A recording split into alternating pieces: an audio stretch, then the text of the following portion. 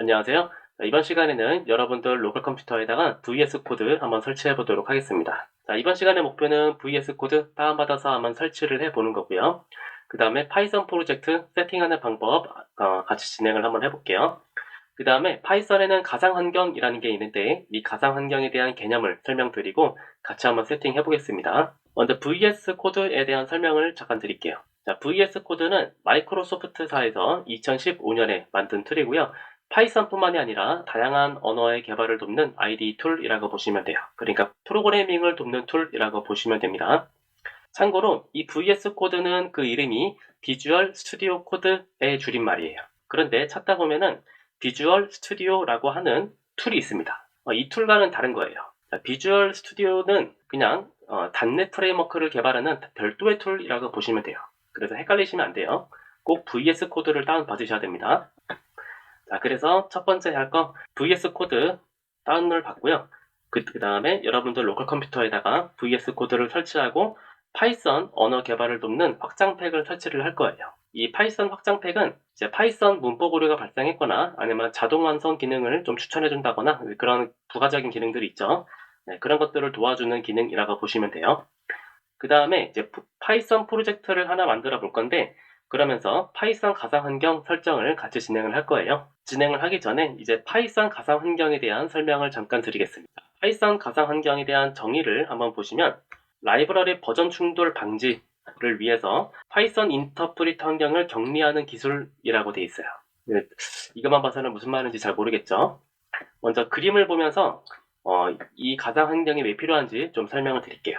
여러분들 OS에다가 저번 시간에 파이썬을 설치를 했죠. 3.7.9 버전을 설치를 했습니다. 여기 OS 위에 바로 설치되어 있는 파이썬을 우리는 글로벌 환경의 파이썬이라고 불러요. 그런데 예를 들어서 C라는 프로젝트와 D라고 하는 프로젝트가 이 글로벌한 환경의 파이썬을 바라보고 사용을 하고 있다고 가정해 볼게요. 그럼 C라고 하는 프로젝트가 어느 날 라이브러리를 설치할 때 A라고 하는 라이브러리를 막 설치를 했어요. 근데 몇 달 후에 혹은 몇 년 후에 D라고 하는 프로젝트를 하면서 하다 보니까 그 라이브러리를 설치를 하는데 이번에는 라이브러리 버전이 바뀌어서 다른 버전으로 설치를 했다고 해볼게요.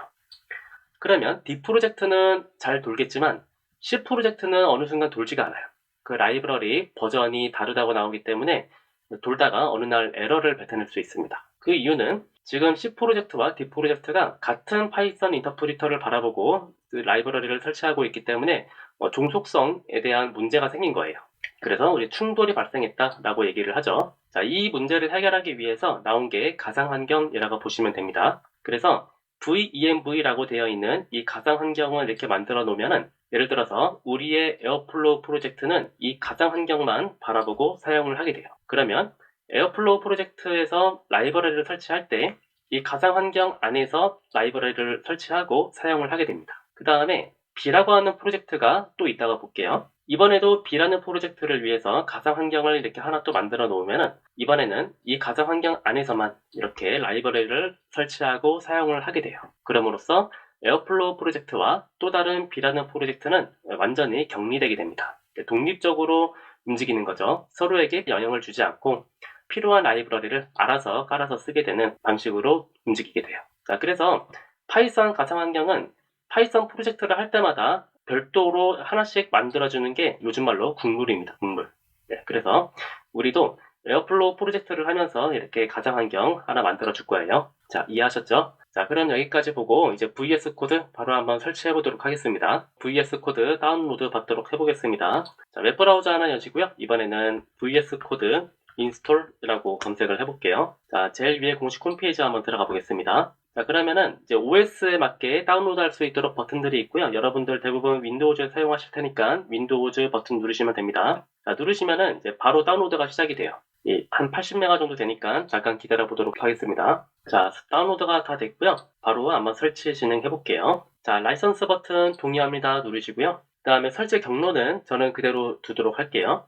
그 다음에 여기에서 기타 버튼 추가 작업 선택에서 기타에서 코드로 열기를 윈도우즈 탐색기 파일의 상황에 맞는 메뉴에 추가 요거를 좀 선택을 해주도록 할게요. 이건 어떤 거냐면 우리가 .java 혹은 .c 아니면 .py 같이 프로그래밍 파일들 있잖아요. 그 파일들을 기본적으로 VS 코드로 열도록 한다는 것입니다. 자, 여러분들이 만약에 주력으로 쓰는 IDE 툴이 있으시면은 이거 선택 안 하셔도 되고, 만약에 IDE 툴을 VS 코드로 이번에 처음 설치해 보신다 하는 분들은 이 첫 번째 거를 선택해 주시면 돼요. 그러면 프로그래밍 파일들을 더블 클릭했을 때 VS 코드로 열게 돼요. 자, 그 다음에 다음 누르시겠습니다. 자, 이것까지 하면 이제 바로 설치가 진행이 돼요. 자, 설치될 때까지 잠깐 기다려 보도록 하겠습니다. 자, 설치가 다 완료가 됐고요. 바로 종료 버튼 누르면서 실행을 해볼게요. 자, VS 코드 잘 올라왔고요. 아마 여러분들 처음 VS 코드 설치해서 띄워보시면은 지금 보는 화면하고 조금 다르게 나올 수 있어요. 왜냐면은 저는 VS 코드를 한번 설치했다가 지금 지우고 다시 간 거기 때문에 이렇게 나오는데, 여러분들은 처음에 보시면 폰트라든지 배경 색깔 같은 거를 고르라고 이제 스타일 고르는 화면이 나올 거예요.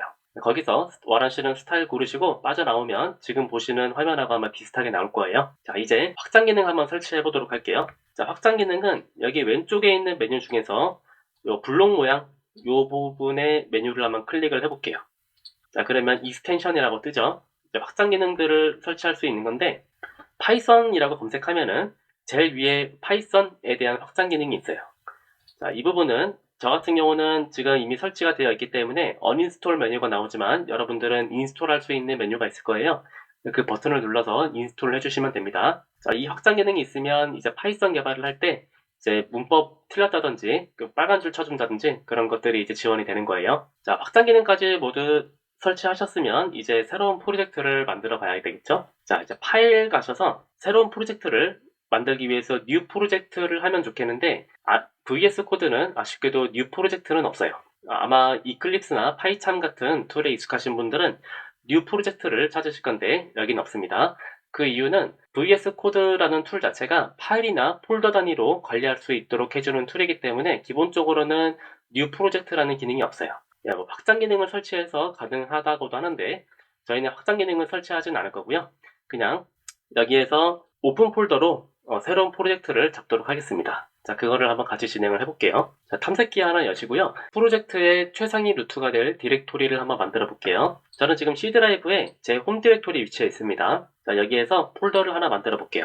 VS 코드라고 하나 만들고, 이 안에서 에어플로우라고 폴더를 하나 만들고, 이 폴더를 프로젝트의 최상위 루트로 인식을 하게끔 할 겁니다. 자, 다시 VS 코드로 가서 파일 버튼 누르시고 오픈 폴더 누르신 다음에 아까 만들었던 에어플로우 폴더를 폴더 선택해 볼게요.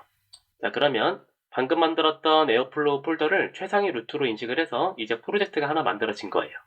자, 이제 남은 거는 파이썬 인터프리터 설정만 잡아주시면 돼요. 자, 그 작업을 하기 위해서 여기 위에 터미널에 뉴 터미널 버튼을 한번 눌러볼게요. 자, 여기에서 파이썬 버전을 다시 한번 확인을 해보도록 하겠습니다. 자, 저 같은 경우는 3.7.9라고 잘 나오는데 혹시 지난 시간에 파이썬 인터프리터를 설치하시고 쭉 진행해 보신 분은 여기서 오류가 날 수도 있어요. 왜냐하면 리부팅을 한번 안 하셔서 그런데 파이썬 인터프리터를 설치하시고 나서 한번 리부팅을 하셔야 좀 깔끔하게 진행이 될 수 있어요. 그래서 오류 나시는 분들은 리부팅 하시고 이 강의 부분부터 다시 봐주시면 될 것 같아요. 자, 버전 확인하신 다음에 이 아래 보시면 아랫방향에 화살표 보이죠? 이거를 한번 클릭해 볼게요. 그러면은 터미널 유형을 바꿀 수 있습니다. 지금은 파워쉘로 되어 있는데 커맨드 창으로 한번 바꿔볼게요. 자, 커맨드 창으로 들어왔고요. 여기에서 지난 시간에 설명했던 파이썬 가상환경 한번 만들어 보도록 하겠습니다. 자, 파이썬 가상환경 만드는 거는 파이썬 대문자 M 옵션을 주시고요. 그 다음에 파이썬 가상환경의 이름, 저희는 venv라고 할게요. 그 다음에 하나 디렉토리를 만들어야 되는데 venv라고 하는 디렉토리를 만들어서 이 디렉토리에다가 라이브러리 설치하고 관리하겠다라는 뜻으로 써주시면 됩니다. 자, 한번 볼까요? 자, 파이썬하고 대문자 M 옵션, 그 다음에 가상환경의 이름, 그 다음에 만들어질 폴더명, 이 폴더명 안으로 라이브러리가 설치하고 관리되게 돼요. 자, 여기까지 하고 진행을 해보겠습니다. 자, 파이썬 가상환경 만드는 데는 한 10초 정도 걸려요. 잠깐 기다려 볼게요. 자, 아무 에러 없이 떨어졌으면은 이제 가상환경 잘 만들어진 거고요.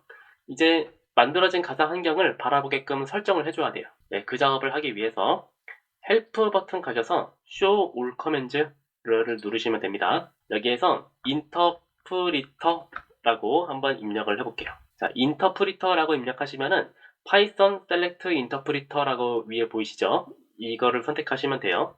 파이썬 셀렉트 인터프리터를 고르시면은 고를 수 있는 인터프리터들이 나옵니다. 아마 여러분들은 VENV가 안 붙어 있는 인터프리터가 밑에 나오고 파이썬 3.7.9 64비트라고 되어 있는 게 아마 위에 보일 거예요. 64비트라고 되어 있는 것이 글로벌 환경의 인터프리터고 VENV 땡땡이라고 되어 있는 게 우리가 방금 만들었던 파이썬 가상 환경이에요. 자, 그러면 어떤 걸 선택해야 될까요? 당연히 저희가 방금 만들었던 요거를 선택을 해야 되겠죠. 자, 이거를 선택을 하시고 잘 세팅이 되는지 한번 더 확인을 해볼게요. 자, 터미널에서 뉴 터미널 한번 더 띄우시고요. 지금 파워쉘로 떴기 때문에 에러가 발생하는데 다시 아래 방향의 화살표 누르시고 커맨드 창으로 전환을 시켜주겠습니다. 자, 이렇게 전환시켜 놓고 보면은 VENV라고 하는 괄호하고 보일 거예요. 이게 보이면 우리가 만든 가상 환경으로 지금 잘 들어와 있는 겁니다. 자, 이해되셨죠? 여기 VENV라고 괄호한 모양이 보여야 돼요. 자, 여기까지 됐으면 모두 세팅이 다 완료됐어요. 자, 오늘 시간 한번 요약을 해볼게요. 자, VS 코드 다운받아서 설치를 진행을 했고요. 파이썬 가상 환경을 만든 다음에 방금 만들었던 파이썬 가상 환경을 바라보게끔 설정까지 진행을 했습니다. 자, 다음 시간에는 GitHub 가셔가지고 회원 가입하시고 그 다음에 레파시토리를 하나 만들어 볼 거예요. 자, 수고하셨습니다.